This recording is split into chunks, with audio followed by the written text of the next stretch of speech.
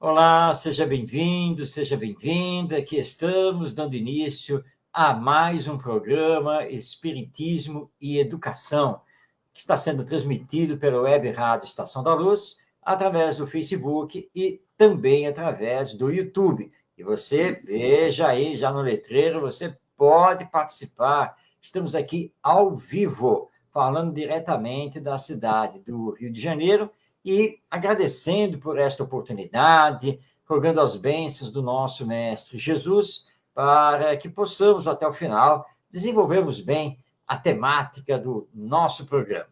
Mas não estou aqui sozinho. Então, está aqui conosco também o nosso Ronaldo Gomes. Ronaldo, seja bem-vindo. Obrigado, Marcos. Muita paz, saúde a todos. Gratidão mais uma vez pelo carinho. Isso aí, Ronaldo. Muito bem. Hoje nós vamos dar sequência ao estudo que estamos fazendo do texto do Espírito Benedita Fernandes. A Benedita Fernandes escreveu o seu texto através do médium Divaldo Franco. O texto tem o título Criança e Família e compõe um dos capítulos do livro Terapêutica de Emergência, que é uma publicação da Leal Editora. Então, hoje já é o terceiro programa em que nós estamos comentando esta mensagem, que, aliás, não apenas ela é relativamente longa, mas ela é muito profunda em toda a abordagem que a Benedita Fernandes faz, tanto sobre a criança, a família, os pais e a educação. Então, nosso bate-papo hoje vai dar continuidade a esse estudo. Ronaldo, vamos iniciar. Com certeza, Marcos. E na página 121, ela faz uma grande observação aqui, pegando um ganchinho lá do final da 120, onde ela fala da importância da família como esse aspecto social, da humanidade, né? Esse núcleo formidável que é. E ela vai continuando aqui. Quando se desajusta a família, a sociedade se desorganiza. Quando se estiola, ou melhor, se enfraquece, a comunidade se desagrega. Quando falha, o grupo a que dá origem sucumbe. Ora, Marcos, nós falamos muito isso. Lembra? Nós falamos muito isso em nossas andanças aí por esse país, por esse Brasilzinho aí nosso, muitos estados, muitas cidades, muitos seminários, falando que os núcleos familiares que formam toda a família da sociedade, de cada país e também da humanidade, ela está, de certa forma, doente. Nós já vimos falando isso há muitos anos, 30, mais de 30 anos, nas nossas andanças. E nós vemos hoje, aqui nesse texto dela, que ela mostra esse aspecto, ela nos chama a atenção para isso. Ora, desde a época do homem na caverna, eles viviam em família, aqueles grupos familiares, né? Tinham lá suas tribos, e eles tinham o aspecto da família, tinha a liderança lá do homem, a da mulher que ficava na caverna. Olha que eu estou indo muito além. Mas desde os primórdios da humanidade, Marcos, a família é e será sempre esse alicerce de uma sociedade. Eu gostaria de começarmos por esse aspecto. Sem dúvida, Ronaldo. E a Benedita Fernandes tem razão. Eu sublinhei, inclusive, essa parte aqui do texto dela, porque é o que nós sempre falamos à luz da doutrina espírita e que sociólogos, psicólogos, etc., concordam. A família é a base da sociedade humana. Conforme ela se estrutura ou desestrutura, a sociedade sofre as consequências. Porque todo aprendizado para o viver social, ele é feito no núcleo familiar. É ali. Então, nós vamos refletir esse aprendizado depois, ou concomitantemente, na sociedade ou na comunidade em que estamos vivendo. Por isso, a Benedita lembra bem aqui, olha, se a família se desajusta, a sociedade tende a se desorganizar. Se a família se estiola, ela se enfraquece, a sociedade tende a se desagregar. E quando a família falha, e falha na educação, o que vai acontecer com a sociedade? Esta começa a sucumbir. A nossa Rosane Ribeiro, um abraço a você, Rosane. Então, a família é da máxima importância. E é por isso que, no movimento espírita, nós damos muita importância em trabalhar a família dentro das orientações do Evangelho. Embora nós tenhamos alguns filósofos, antropólogos, sociólogos, psicólogos, que até dizem, né, que a família está acabando, na verdade, ela está em transformação, ela está em rediscussão, mas ela sempre existirá, porque é a porta da reencarnação e, querendo ou não, é ela, como núcleo menor, que acaba estruturando o núcleo maior da sociedade. Então, nosso foco tem que ser realmente a família. Perfeito, Marcos. Ela continua aqui: santuário dos pais, escola dos filhos, oficina de experiências, o lar é a mola mestra que aciona a humanidade. Perfeito. Então, vem aquele discurso, Marcos, que nós já conhecemos das escolas, dos professores, diretores, enfim. A educação começa na família. Sim, e nós corroboramos com isso. Ratificamos essa afirmativa. Mas os professores vêm de onde? Os diretores, todos os agentes que estão na escola, eles vêm de onde? Não podemos separar. O aluno vem, né? O aluno vem da família e a sua educação vem da família. Perfeitamente. Concordamos. A sua formação primeira de caráter, de todos esses aspectos, humanamente falando, é na família. Com certeza. Mas, Marcos, e a escola? Onde ela fica nesse contexto? Como eu disse antes, e esses agentes que estão ali na escola são de outro planeta? Eu quero entender um pouco essa discussão, essa briga que fica. E como evangelizador também, já ouvi falar, tá vendo? A gente está aqui evangelizando, mas a família, olha como é que essa família é desestruturada. Sim, família desestruturada. Mas você vem de onde? A sua família, ela é perfeita? Marcos, vamos nos ponderarmos por aí. Pois é, Ronaldo. Esse é um assunto muito importante e que nós temos várias ponderações para fazer. Bom, primeiro, nós concordamos plenamente com a Benedita Fernandes. O lar é a primeira escola. Não resta nenhuma dúvida. E compete ao lar realizar, principalmente, a formação moral dos seus membros.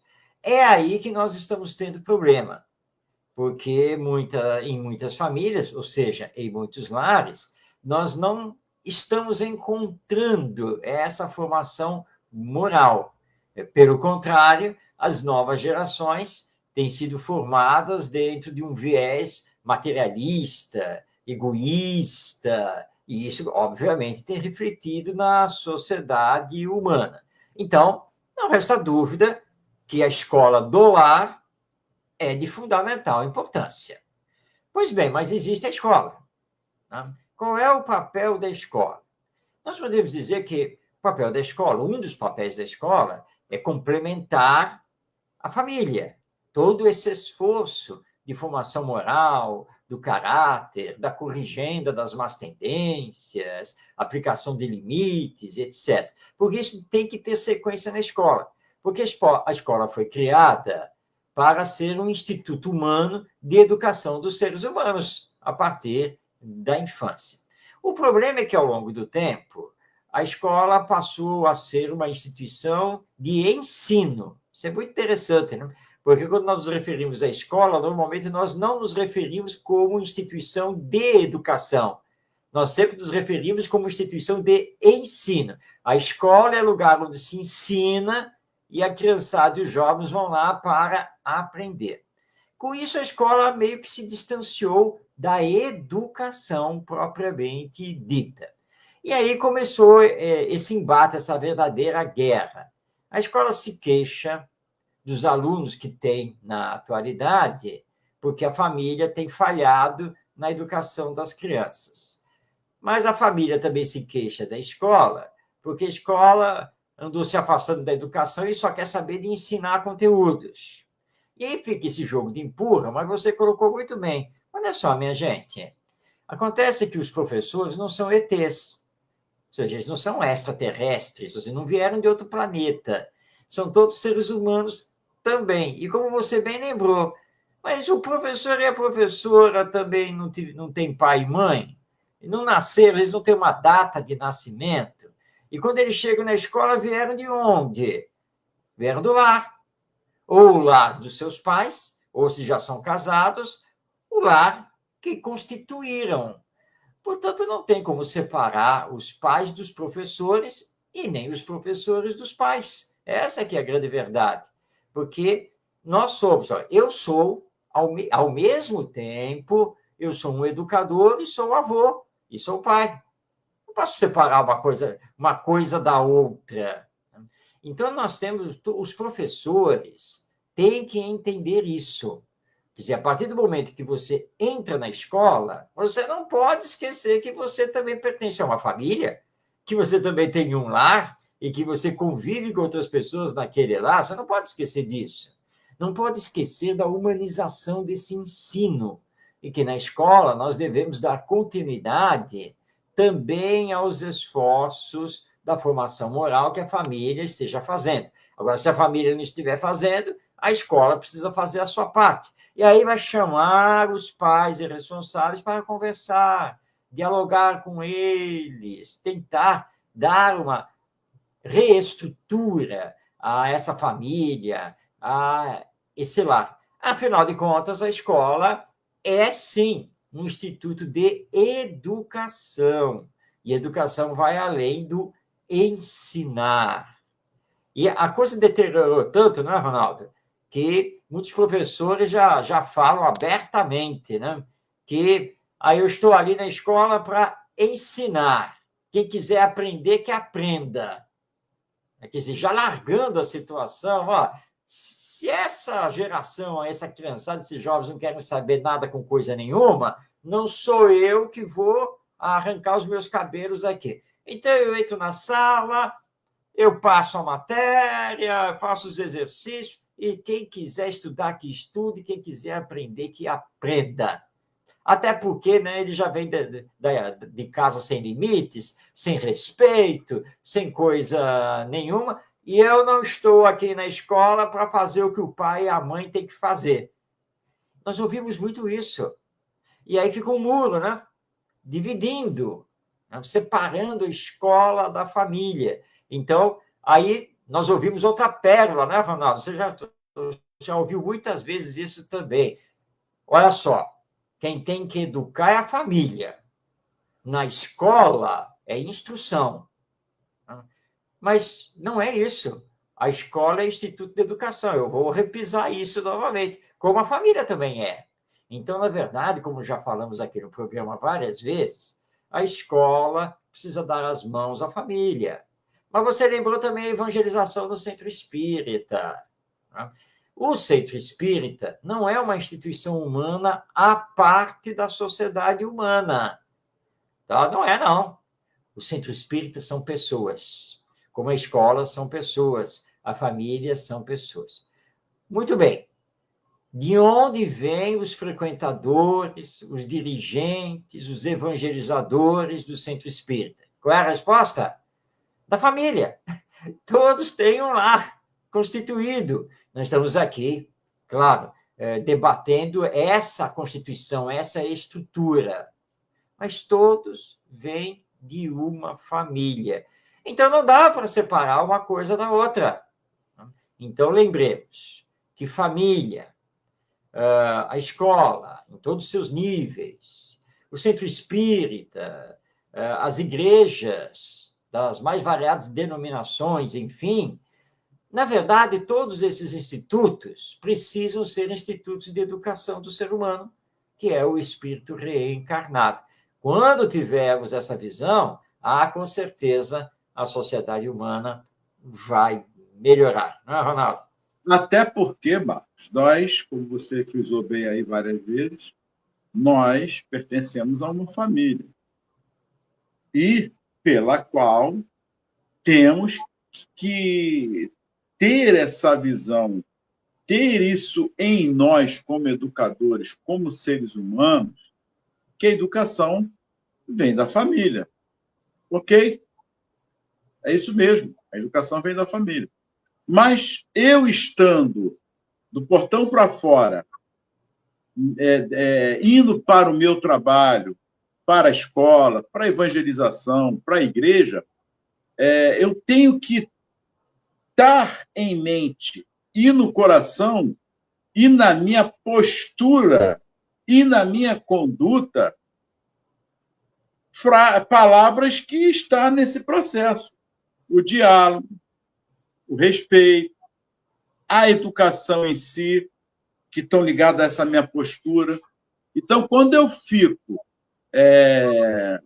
renegando as crianças, os jovens, a essa responsabilidade que eles têm de ter, que a família tem que ter, eu estou, vamos dizer assim, me eximindo dessa responsabilidade, mas pela qual a escola trabalha com vários agentes ali naquele momento.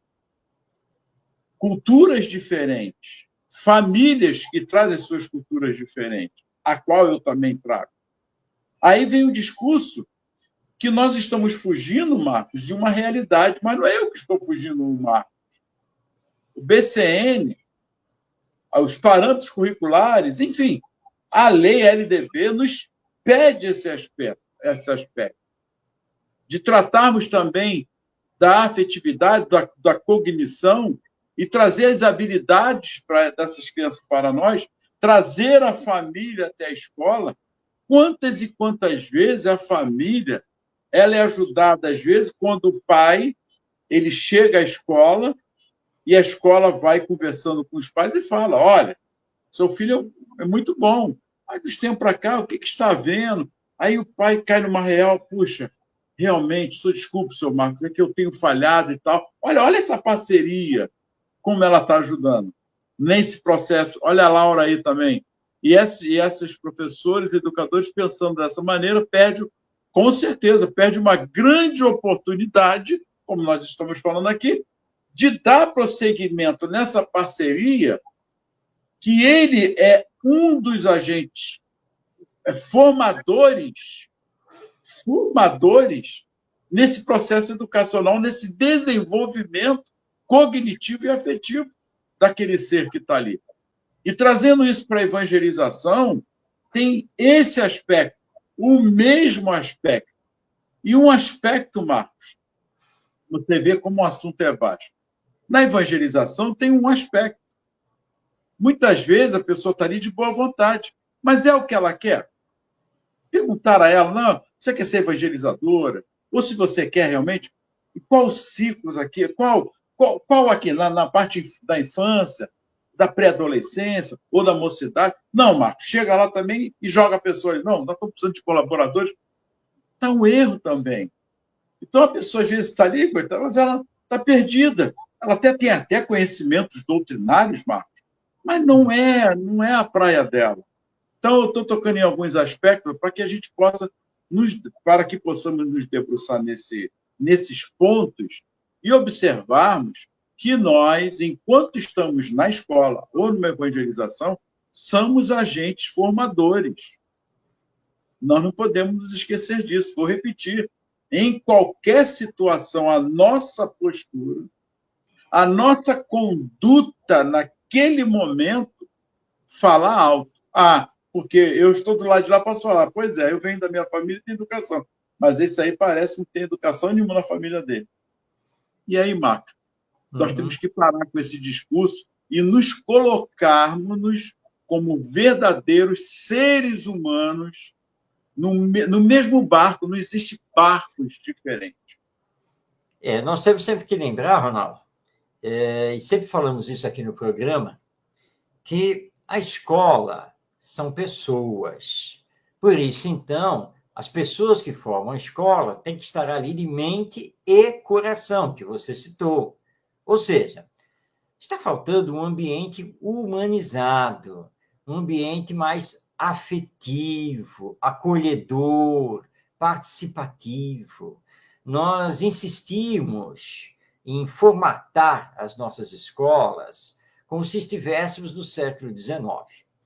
E isso também tem acontecido na evangelização espírita, onde muitos evangelizadores não conseguem entender a dinâmica do processo educacional. Claro que nós entendemos que na evangelização, no centro espírita, todos estão ali voluntariamente, de boa vontade, e nem todo evangelizador tem formação pedagógica. Nós entendemos isso. Por isso que o movimento espírita se preocupa em fazer seminários, cursos de capacitação e tudo isso, que para tentar melhorar a qualidade dos evangelizadores. Agora, os dirigentes dos centros espíritas têm que entender que o centro espírita, como escola, também é formada por pessoas. E no centro espírita, a fraternidade e a solidariedade não podem ser apenas discursos. Ou seja, o centro espírita também tem que ser um ambiente humanizado, afetivo, acolhedor, em que proporcione àqueles que vão trabalhar na evangelização a devida capacitação. Agora, nós temos que lembrar o seguinte, como você colocou, muito bem colocou, a nossa Laura Maria está aqui dizendo que ela já foi evangelizadora, né?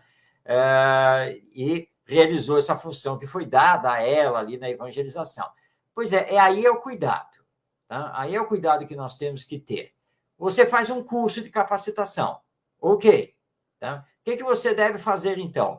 Você deve chegar àqueles que fizeram o curso e dizer assim, olha, a nossa evangelização funciona com estes ciclos, né? A partir aqui da infância, do jardim, passando pela adolescência e chegando na chamada mocidade ou juventude espírita. Bom, nós estamos encerrando o curso. Como é que você se sente? Você acha que você se daria melhor para trabalhar com as crianças pequenas, com as crianças 7, 8 anos? Ou você quer trabalhar mais com adolescentes? Ou seja, nós temos que permitir que o evangelizador que está vindo do curso, ou aquela pessoa que se apresentou para trabalhar na evangelização, que ela tenha o direito de escolher. E tenha, na sequência, o direito de solicitar uma mudança. Tá, eu achei que ia me dar bem trabalhando com as crianças de 4, 5 anos. E comecei a fazer o trabalho, amparado por outro evangelizador, mas aí, no meio do processo, eu percebi que não é bem a minha praia trabalhar com essas crianças pequenas. Então, tem que ter essa flexibilidade dentro do centro espírita, na coordenação da evangelização, do evangelizador chegar e falar, olha, dá para me transferir para trabalhar com uma turma de crianças maiores, de mais idade? Eu estou tendo muita dificuldade com essas crianças menores. Ora, o que se deve fazer? Sim, perfeitamente. Tá? Então, vamos fazer a transferência. Você vai sair, né, desse trabalho com crianças de 4, 5 anos e você quer trabalhar o quê? Com crianças de 9 e 10? É isso?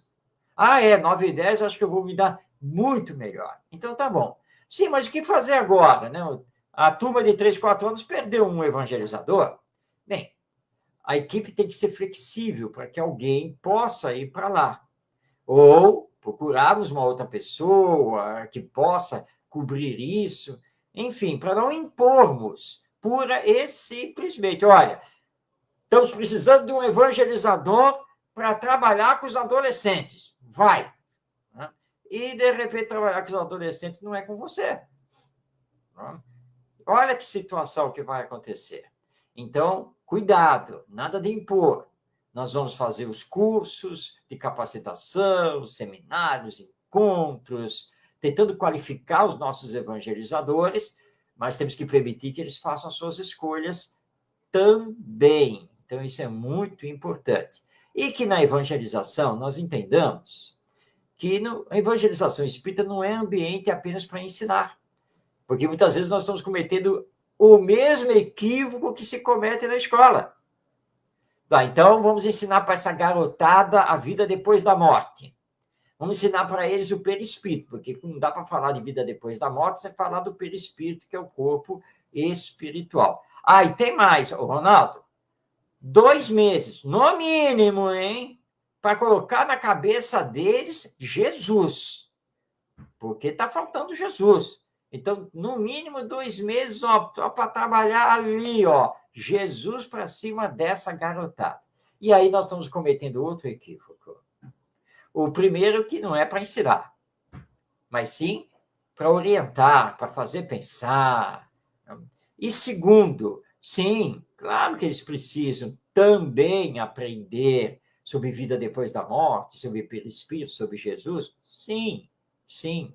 Mas deve partir deles. Quer dizer, nós vamos apresentar, nós vamos estimular, dentro da orientação pedagógica, e aí vamos procurar que eles se interessem e também tragam para nós as suas demandas, os seus interesses, para que possamos trabalhar. Ou seja, ao montarmos o currículo, temos que tomar muito cuidado com essa história. Ronaldo, eu acho que o que eles precisam é isto. Mas será?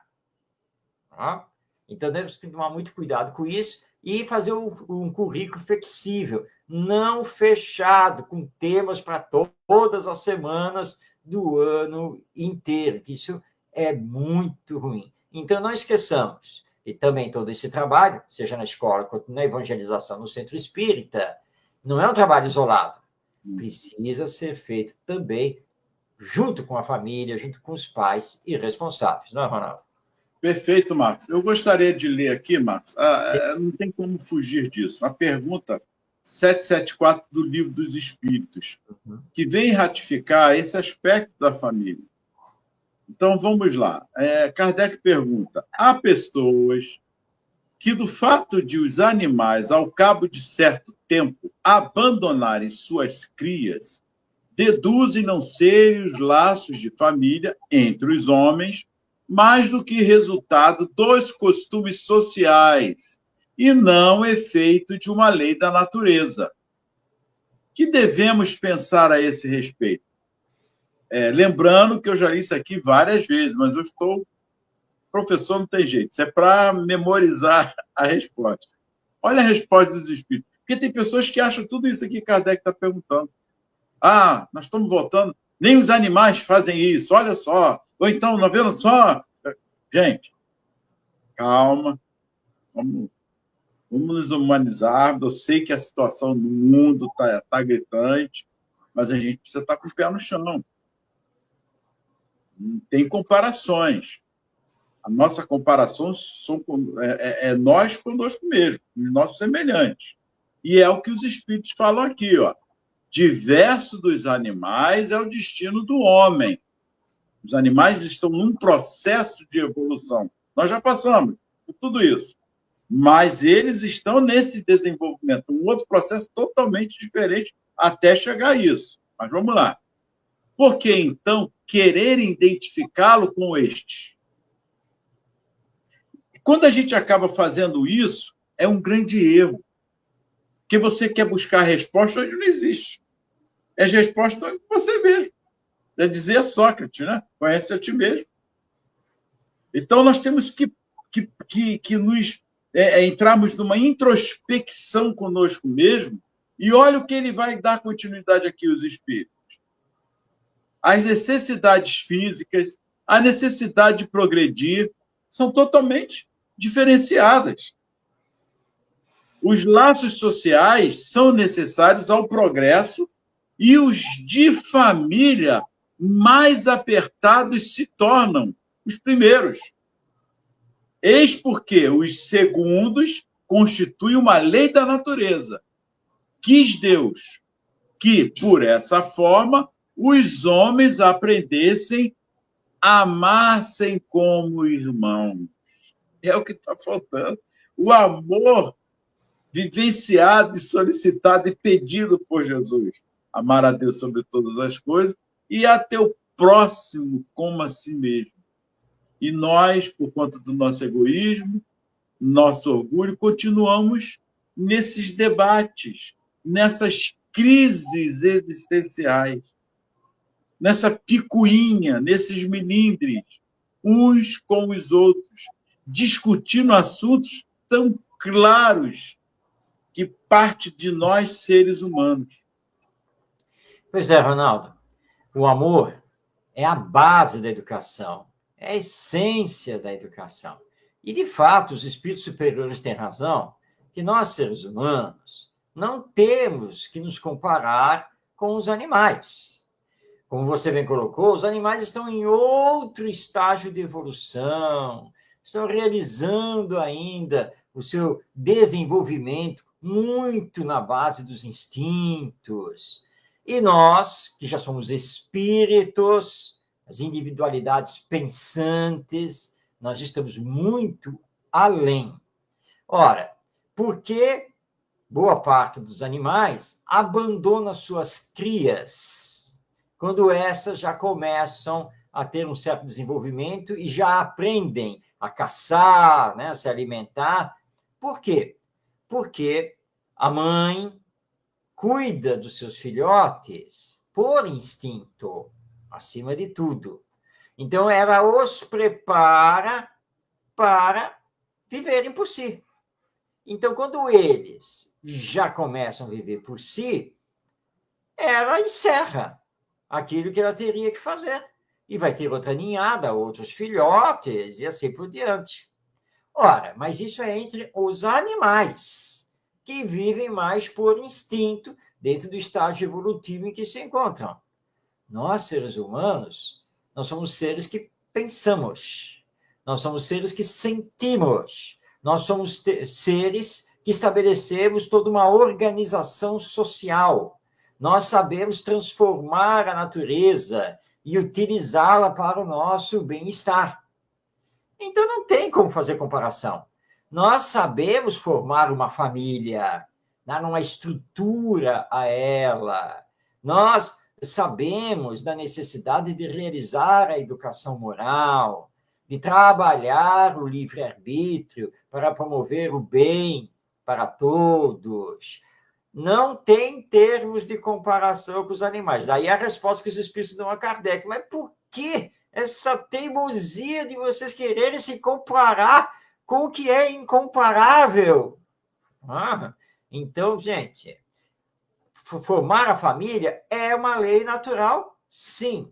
E lei natural para o espiritismo significa lei divina. Então, não é uma questão, nós temos família que é uma questão de costume cultural. Não é isso não. A formação da família faz parte dos parâmetros da lei divina. E eles encerram essa resposta, como você ressaltou, Ronaldo, brilhantemente.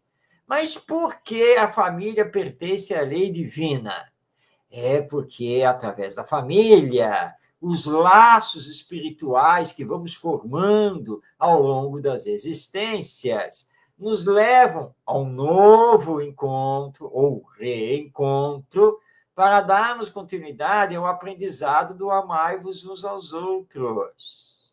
É por isso que nós vivemos em família e formamos um lar, para aprendermos a nos amar. Mas o que anda acontecendo? O que anda acontecendo é que, através de uma educação desvirtuada, nós temos cultivado o egoísmo, o orgulho, as paixões, vícios de toda ordem, ao invés de procurar nos amarmos. E aí, às vezes, nós complicamos a situação, porque nós reencarnamos para tentar reparar o passado.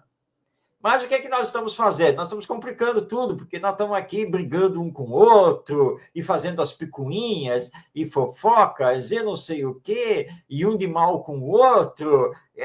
E aí nós estamos vendo parte da juventude querendo se desgarrar, porque não aguenta mais esse clima na sua família, e acha, então, que ir viver sozinho, ou se juntando com outra pessoa já para formar o seu próprio lar, que isso é solução. Não é solução. Solução é nós pararmos para dialogar e começar a nos entender. Essa é a verdadeira solução. E lembrar, bem, se estamos juntos, tem um porquê. E já que estamos juntos, o que é que faz o pessoal que fica junto? Tem que tentar se entender. Tem que tentar a melhor convivência possível. Então, para isso é que nós vamos fazer o aprendizado do amai-vos uns aos outros. Então, a família é da máxima importância para esse aprendizado. E quando você consegue aprender esse amor ao próximo, é o que você vai levar para a sociedade humana, que é a família maior. Então, olha a importância, então, da família. Mas alguém, né, Ronaldo, já deve estar aí nos ouvindo dizer, fácil falar. Queria ver o Ronaldo e o Marcos aqui na minha família. Vem cá ficar no meu lugar para ver se dá para colocar esse discurso em prática. De fato, nós temos famílias complicadas, porque somos complicados, porque somos difíceis, somos rebeldes. Mas não existe outra solução, não existe outro remédio que não seja a aplicação do amor. E o amor tem que compreender, o amor tem que ser paciente, o amor tem que ser perseverante. Quando você se educa, para poder também educar o outro. E Jesus foi muito claro, não é, Ronaldo? Ele não falou apenas para nós nos amarmos, ele também falou para nos perdoarmos. Essas são as senhas para vivermos melhor em família. Eu costumo dizer que os problemas só mudam de lugar. Então, não tem essa ou aquela família pior. Até porque não podemos mensurar isso ou aquilo. Entendeu? De repente, eu vou tirar de letra na sua família e você na minha. Isso aí pode acontecer. Aí, quando você ficar mais um tempinho, você vai ver que os problemas são piores. Por enquanto, eu estou ali. Vai convivendo. Conviver é uma coisa. E chegar, a família é maravilhosa. Vem morar aqui. E vice-versa. É por isso que nós falamos isso. Porque nós não convivemos. Então, achar que a minha família é pior do que a outra, não podemos fazer isso. Vamos parar de mensurarmos essas situações. A dor maior ou menor, ela não existe. Cada um sabe onde o calo aperta, sabe das suas transformações. Mas uma coisa importante, Marcos, que nós poderíamos abordar aqui, essa colocação dela, que ela aqui vai falando do investimento de amor, que ora se dirige à criança, é de emergência, ela dá uma chamada muito importante. Sem embargo, de igual necessidade, a educação dos adultos. E aí é um ponto que nós, durante esses 30 anos, nós sempre falamos, né? O dos adultos antes que assumem a responsabilidade da progênie. Lembra que nós falamos, Marco? Lidar com a criança não é tão difícil. A verdade é essa. Mas lidar com todos nós adultos, lá vem o Marco me dar essa lição de moral, é um burro velho, ainda fala assim, eu, um burro velho, queria agora aprender, querer me ensinar, eu me chamei de burro, eu, um burro velho, você ainda quer me ensinar? Porque é mais difícil. Nós já estamos entranhados com manias. E uma palavra que o Marcos fala muito, uma indiferença também, a gente acaba ficando indiferente às situações. Então, ela nos chama essa atenção. É a educação dos adultos, que não é fácil. Coloca essa parte também, Marcos, faz essa observação. Nós temos duas questões nessa fala do Espírito Benedita Fernandes. Né? Primeiro, que é a educação para preparar a ser adulto, pai e mãe. Nós não temos isso nas escolas. Então, é o que o Centro Espírita precisa fazer. Ou seja, já na evangelização, tanto da infância quanto da juventude, precisa trabalhar essa preparação, porque todos vão virar adultos. Mas se não tiverem preparo para se tornarem pais, para saber o que é família e como formar o verdadeiro lar, nós vamos ter problemas, como estamos tendo. E aí, então, vem a outra questão. Trazermos para o centro espírita os adultos, ou seja, os pais e responsáveis, para reeducá-los, para trabalhar, então, com eles, Porque quando eles foram crianças e jovens, eles não tiveram oportunidade de estudar e de se preparar para serem pais. Mas a vida os levou a serem pais. Então, nós precisamos trazê-los. E esse papel não é só do centro espírita, é também da escola. As famosas reuniões de pais.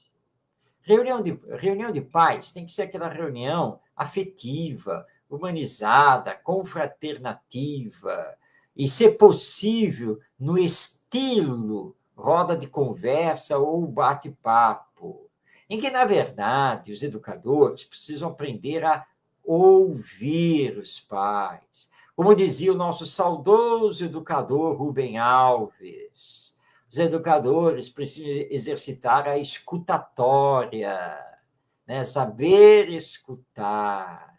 Porque os pais têm muito a falar, muito a colocar, tem muito a ensinar dentro disso. E aí você vai sentir os pais e vai aprender também com eles. E aí você vai poder começar a trabalhar os temas que eles também estão sentindo dificuldades, que eles também querem explorar, e que às vezes estão perdidos diante dos filhos. Então, isso é muito importante. Tá? Então, reunião de pais não é reunião para reclamar dos filhos dos pais. Não é para fazer isso. Tá? Agora, se você precisar falar alguma coisa, né? Ronaldo, papai, o senhor pode me dar 5 minutinhos? Mas ali, né? Então, ou seja, eu, né, professor ou professora, vou sentar com o pai ou com a mãe, isoladamente, individualmente, para ter uma conversa mais específica, alguma coisa que precise realmente ser tratada a respeito do filho ou da filha, ali do papai e da mamãe. Mas jamais fazer isso em público, no meio da reunião. Isso não se faz. Isso na verdade, afasta os pais. Essa que é a verdade. Então, a escola precisa fazer isso e o centro espírita também. É por isso que nós temos insistido em falar em evangelização da família. Então, não podemos esquecer da preparação das novas gerações para a vida. E a vida inclui a formação do lar, da família. E aqueles que não passaram por isso e hoje são adultos e são pais, vamos trazê-los para poder conversar com eles, dar orientações para que eles consigam se tornar, ser pais ainda melhores. A atitude das crianças, dos jovens, ela fala muito, ela chama a atenção de uma maneira, ela acaba falando. É uma expressão que ela usa. O comportamento dela é uma expressão de mostrar que algo está errado, ou algo está acontecendo. É isso que é preciso entender. Dá sinais, e esses são os sinais. A desobediência.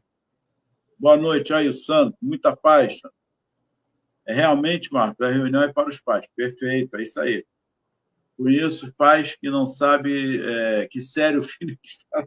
É verdade, isso nem na evangelização não sabe nem qual é onde ele está, indo para algum lugar, mas não sabe para onde está. Porque é um depósito. Tem muitos pais que acham que escola é um depósito, vou ficar livre naquele momento. Então, há que tentarmos para esses aspectos. Então, nós, os agentes da escola, evangelizadores, não há como diferenciar ou tirar. Uma é um aspecto social da educação, da instrução, do saber, desse desenvolvimento, e o outro do afetivo. Mas o outro também trabalha afetivo, que é a escola. A evangelização também acaba ajudando nesse aspecto também do cognitivo. Não pense vocês que não. Tem atividades ali que é para ajudar a coordenação motora, e você vai observando isso. Aí é o que ela coloca aqui, nesse finalzinho. Ela cita esse aspecto fundamental em todas as ocasiões.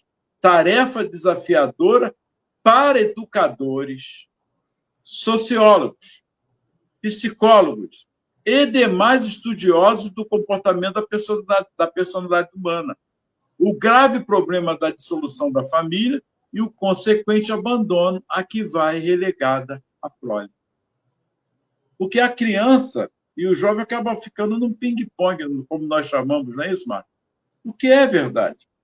Precisamos, urgente, como ela é emergência, é urgente.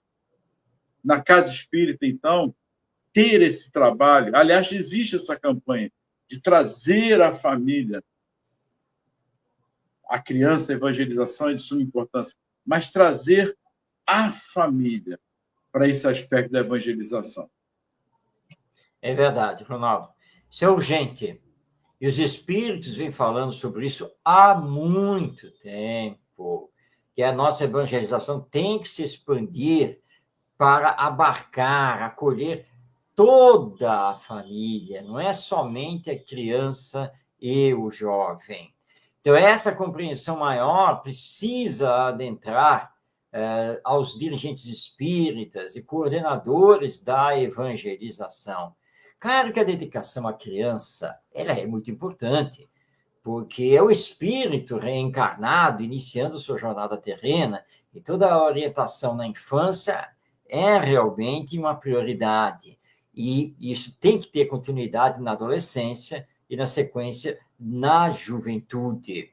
Mas também é muito importante nós discutirmos os aspectos da família, da formação do lar, da educação moral, e trazermos, então, essas gerações que hoje já são adultos para conversar sobre sistemas. Os filhos desafio, os filhos rebeldes, as síndromes, os transtornos, o que é a educação moral, a formação do caráter, como, de fato, se deve combater as más tendências, a grave questão da autoeducação, porque o exemplo é a maior força da educação, etc.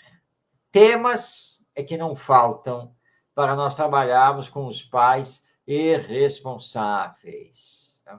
Em diálogos fraternos. Nós temos uma bibliografia também muito grande, espírita e mesmo não espírita, que vai nos alicerçar em todo esse processo. Então, é a evangelização da família. E evangelizar significa ligar ao Evangelho.